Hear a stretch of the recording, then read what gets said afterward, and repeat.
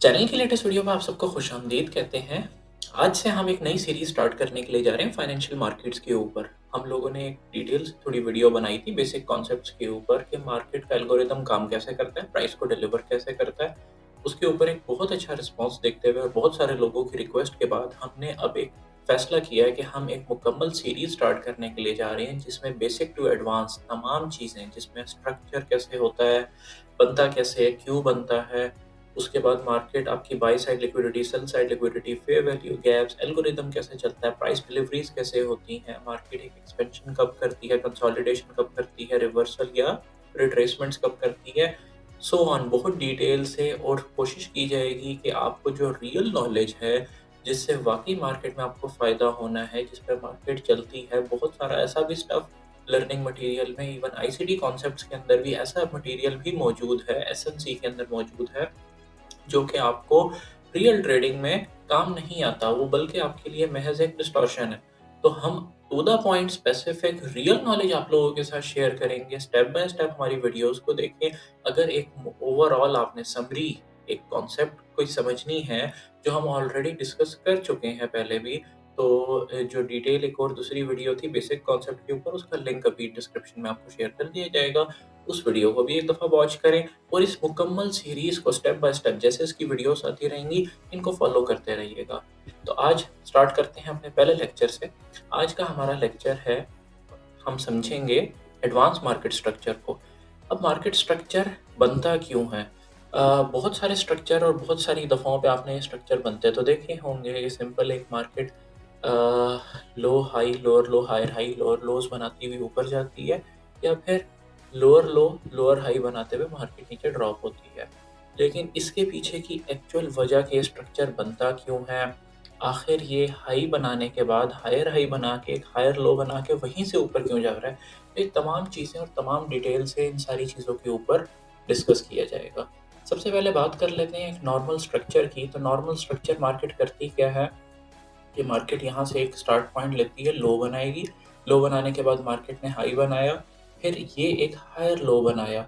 ये higher low क्यों है? क्योंकि पिछले लो से ज़्यादा हाई है, तो ये हायर लो कंसीडर हो गया और इसने जाके ऊपर हायर हाई को ब्रेक करके एक नया हायर हाई बनाया, और फिर मार्केट ने रिट्रेस बैक किया, एक वो लो बनाया जो पिछले लो से हायर था, तो ये हायर लो हो गया। तो इसको हम कहेंगे अप ट्रेंड। और इसी तरीके से जब मार्केट यहाँ से ड्रॉप लेना शुरू करेगी, ये लास्ट लो बनाया और ऊपर जाने के बाद लोअर हाई। अब ये लोअर लोअर हाई क्यों है?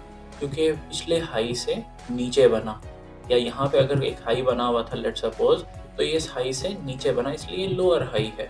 लोअर हाई के बाद मार्केट ने नीचे आके इस लो से जाके नीचे ज़्यादा लो बनाया, तो ये आपके पास लोअर लो हो गया।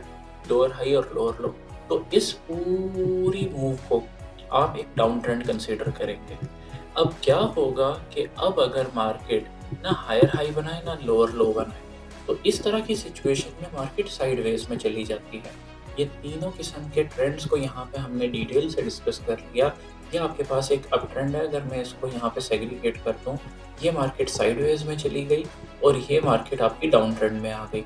अब हुआ यहाँ पे क्या, वही वाला जो कॉन्सेप्ट डिस्कस करके आया कि लो के बाद मार्केट ने हायर हाई लगाया, हायर लो लगाया, हायर हाई लगाया, तो ये अप ट्रेंड है।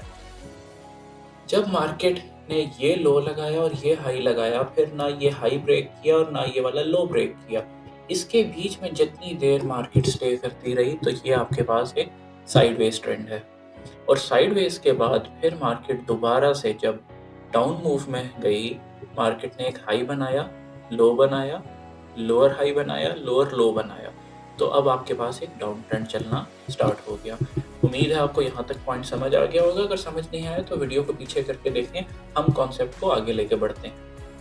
अब इसमें एक कॉन्सेप्ट आपको साथ समझना बहुत ज़रूरी है, जो कि है मार्केट स्ट्रक्चर शिफ्ट। अब मार्केट स्ट्रक्चर शिफ्ट क्या है?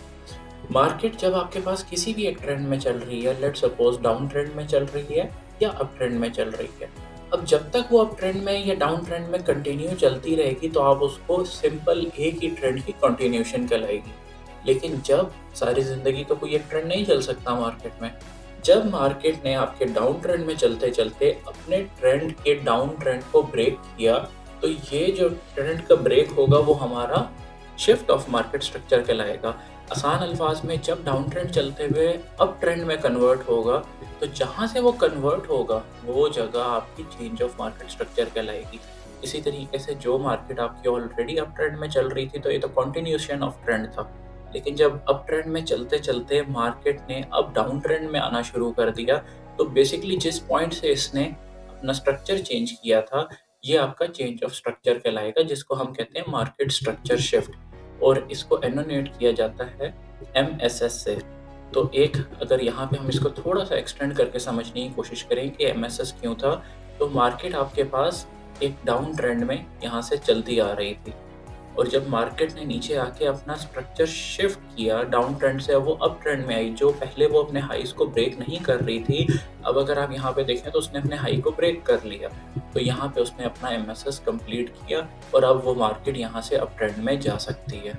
इसी तरीके से जो मार्केट नीचे से डाउन आ रही थी, सॉरी एक सेकंड दोबारा, जो मार्केट नीचे से डाउन ट्रेंड बनाती हुई आ रही थी, अगर ये मार्केट जब अपने हाईज को ब्रेक करती जा रही थी और लोज को ब्रेक नहीं कर रही थी, जब इसने अपने इस लो को बनाने के बाद हाई को तो ब्रेक किया, लेकिन फिर नीचे आके इसने इस लो को भी ब्रेक कर दिया। तो इस तरह के केस में हमें पता चल गया कि जो अप ट्रेंड हमारे पास चल रहा था, ये अब अपने अख्ताम को पहुंचा, और यहाँ से अब हमारे पास डाउन ट्रेंड शुरू हो गया। तो इधर हमने इसको एनोनेट कर दिया एमएसएस से। अब वही स्ट्रक्चर जो भी आप पिछली पिक्चर में देख के और समझ के आए थे कि मार्केट अप ट्रेंड में थी, साइडवेज में गई, फिर डाउन ट्रेंड में आई। तो जहाँ से उसने डाउन ट्रेंड में आना शुरू किया, वहाँ आप उसको एमएसएस समझ लेंगे। जैसे लेट सपोज आपके पास ये लास्ट लो था और ये लास्ट हाई था, मार्केट साइडवेज में चलती रही, लेकिन जब मार्केट ने इससे नीचे आके क्लोजिंग की, तो इस जगह को हम एमएसएस कंसीडर कर लेंगे। आई होप ये पॉइंट आपको समझ आ गया होगा, वरना आप दोबारा से रिवर्स करके इस पॉइंट को समझें। अच्छा, इसका आप एक स्क्रीनशॉट ले लेंगे, क्योंकि ये कुछ सिंबल्स को आपको जानना बेहद ज़रूरी है। आपको पता हो कि अभी इसमें से हमने डिफरेंट कॉन्सेप्ट को ऑल ओवर द मेंटोरशिप हम पढ़ते रहेंगे, लेकिन अभी जो हमने इस कॉन्सेप्ट को समझा वो था एमएसएस, मार्केट स्ट्रक्चर शिफ्ट, कि बेसिकली मार्केट स्ट्रक्चर शिफ्ट है क्या। वक्तन फ़वक्तन जो जो हम लोग एनोनेशंस यूज़ करते रहेंगे, तो इसी शीट में से मैं आपको बताता समझाता रहूँगा कि हम कौन-कौन से एनोनेट को कहाँ-कहाँ यूटिलाइज़ कर रहे हैं। लेकिन फ़िल वक़्त आप इसका एक स्क्रीनशॉट लेके इसको अपने पास सेव कर लें। जिन्होंने अब तक हमारे चैनल को सब्सक्राइब नहीं किया, उनसे रिक्वेस्ट है हमारे चैनल को सब्सक्राइब करें।